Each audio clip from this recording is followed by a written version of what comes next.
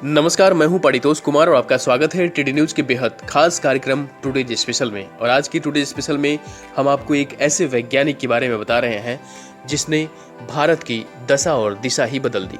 दरअसल विज्ञान के बिना आज की दुनिया को अमेजिन करना किसी बेहद डरावने सपने से कम नहीं। विज्ञान का अंतरिक्ष तक पहुंच जाना इस बात का उदाहरण है कि विज्ञान कितना आगे बढ़ गया है। आज विश्व का हर देश यह चाहता है कि स्पेस साइंस की दुनिया में उसकी एक अलग पहचान हो।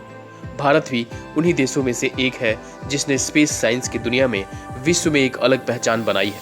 आज के टुडे स्पेशल में हम एक ऐसे व्यक्ति की बात करेंगे जिन्होंने न सिर्फ भारतीय स्पेस विज्ञान की सूरत बदली बल्कि उसे एक अलग पहचान दिला दी। हम बात कर रहे हैं भारत के स्पेस ऑर्गेनाइजेशन के पिता कहे जाने वाले वैज्ञानिक डॉक्टर विक्रम साराभाई की। जी हाँ, विक्रम साराभाई, जिन्हें भारत में स्पेस साइंस के जनक के नाम से जानते हैं। उनका जन्म आज ही के दिन यानी 12 अगस्त 1919 में अहमदाबाद में हुआ था। साराभाई का पूरा नाम डॉक्टर विक्रम अंबालाल साराभाई था।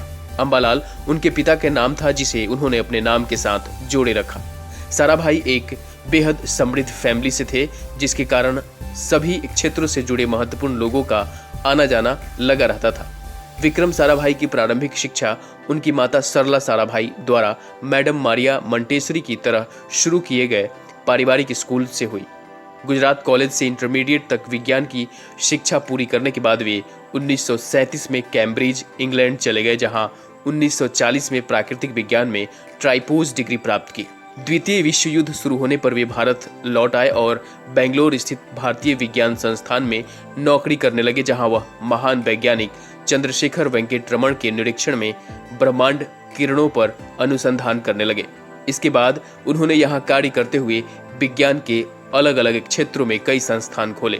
साराभाई ने सबसे पहले अहमदाबाद वस्त्र उद्योग की अनुसंधान एसोसिएशन के गठन में अपना सहयोग प्रदान किया।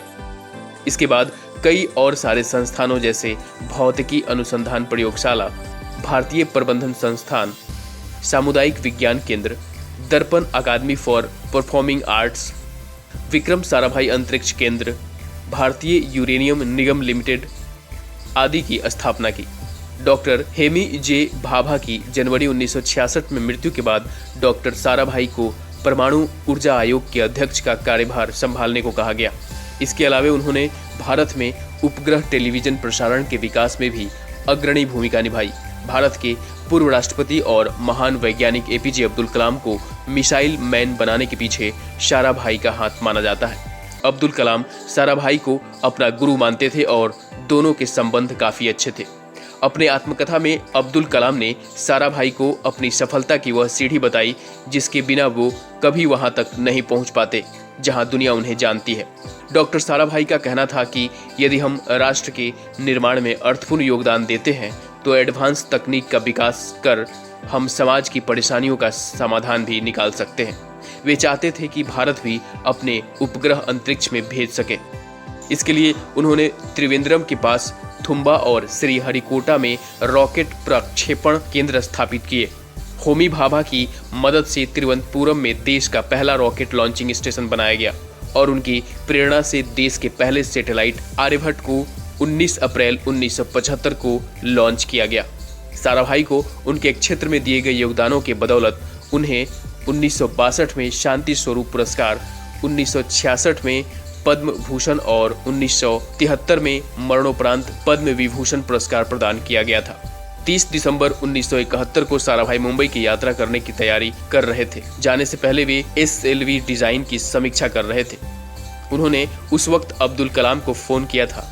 डॉक्टर कलाम से फोन पर बात करने के 1 घंटे के भीतर ही दिल का दौरा पड़ने से उनका निधन हो गया। उस समय उनकी उम्र महज 52 साल थी। अब्दुल कलाम ने अपने आत्मकथा में लिखा था कि उनके पास जब आज खबर आई कि साराभाई इस दुनिया में नहीं रहे तो वे स्तब्ध हो गए थे। लगा था कि सब कुछ खत्म हो गया है, परंतु उनके सपने और उनकी बातों ने मुझे फिर से प्रेरित किया था। साराभाई ने भारत को विश्व में एक अलग पहचान दिलाई थी। पूरा भारत उनके इस योगदान को हमेशा याद रखेगा। देश उनकी प्रतिभा को सलाम करता है। फिलहाल आज के टुडे स्पेशल में इतना ही। आप देखते रहे टीडी न्यूज। नमस्कार, मैं हूं परितोष कुमार। अगर आपको हमारा यह वीडियो पसंद आया है तो इसे लाइक और शेयर जरूर करें और हाँ, हमें सब्सक्राइब करना और फॉलो करना ना भूलें ताकि आप देश दुनिया की कोई खबर मिस न करें। चाहे कोई ब्रेकिंग न्यूज हो या कोरोना वायरस से जुड़ी कोई भी अपडेट, पॉलिटिक्स हो या आपके हक से जुड़ी कोई खबर, इलेक्शन की कोई न्यूज हो, कंट्रोवर्सी की कोई न्यूज हो या फिर कोई वायरल वीडियो, सब कुछ मिलेगा टीडी न्यूज पर। तो जुड़े रहिए हमारे साथ और देखते रहिए टीडी न्यूज, सच्ची और बड़ी खबर।